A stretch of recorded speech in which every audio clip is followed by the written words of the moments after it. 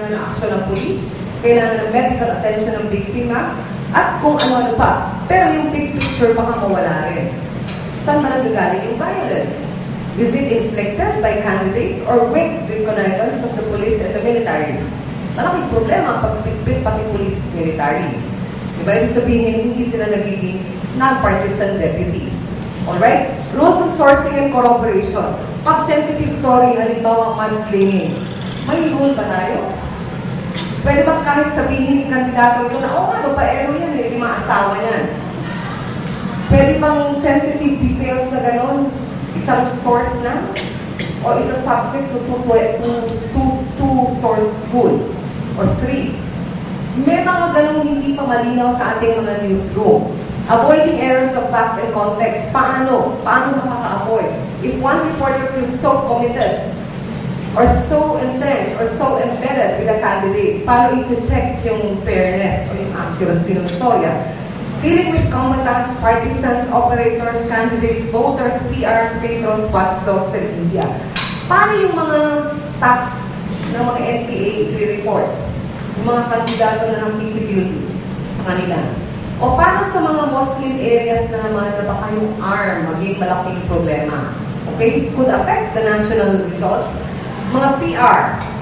I think even now may mga parang newsroom na nagpasabi na sa mga reporter, sabihin nyo na sa amin this early bago kami makaalam. Kasi may mga codes of ethics na bawal. Pero karamihan ng ating mga agencies wala nang pakialaman kasi minsan yung newsroom ang nag-negotiate ng monthly deal with the candidates. Ang kesa daw mapunta sa mga reporters, sa kanila na lang pumunta. Kumaga bundled yung advertising at yung news or editorial. Okay? Ano yung voices na pumapasok sa kwento? Botohan ito ng mga botante. Hindi lang ng mga kandidato. Minsan we shut out the voters too much sa storya. Okay? Paano yung mga sources na natatakot o hindi accessible? O nagbibigay ng incomplete reports? So si Boyles King ng Dennis, di ba? Pang-konti-konti. Ano kaya ito? Parang ang hirap mag-handle ng whistleblowers.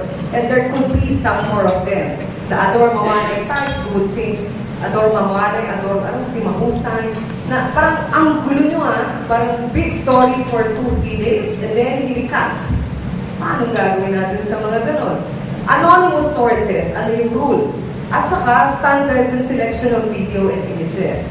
A lot more especially could be loaded up sa online. Dati meron yung mga parang yung YouTube type ng mga projects, iba't iba. Well, actually, even Boto, Patron mo, but all others, I think, have some facility for that.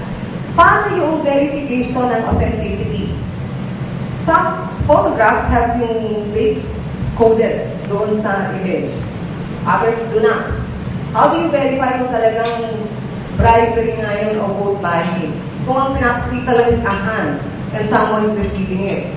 Pwede bang i-ascribe yun to one candidate? Paano date yun? Kailan naganap yun? What does that all mean? Kung may utang yung kandidato doon sa binibigay ng pera, in the remotest possibility na ganun lang yun.